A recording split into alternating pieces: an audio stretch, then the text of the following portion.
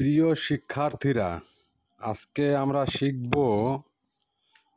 কিভাবে এক দিয়ে গঠিত সংখ্যার বর্গফল নির্ণয় করতে হয় তার সহজ সরল টিপস।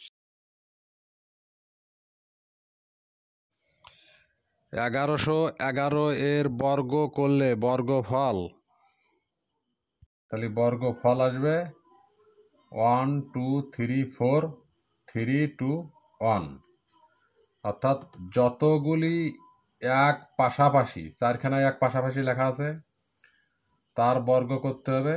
তাহলে বর্গ হলে এক থেকে শুরু করতে হবে। তাহলে এক থেকে শুরু করছি, 1 2 3 4, পরপর সেই সংখ্যাগুলো, অর্থাৎ চারটা এক আছে, 4 পর্যন্ত লিখবো।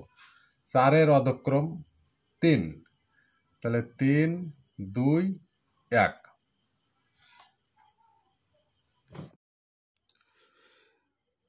এক দিয়ে গঠিত সংখ্যার বর্গফল নিয়ম: যতগুলি এক পাশাপাশি নিয়ে বর্গ করা হবে, বর্গফলে এক থেকে শুরু করে পরপর সেই সংখ্যক সংখ্যা পর্যন্ত লিখতে হবে এবং তারপর সেই সংখ্যার পর থেকে নিম্নক্রম অনুসারে পরপর সংখ্যাগুলি লিখে এক সংখ্যায় শেষ করতে হবে।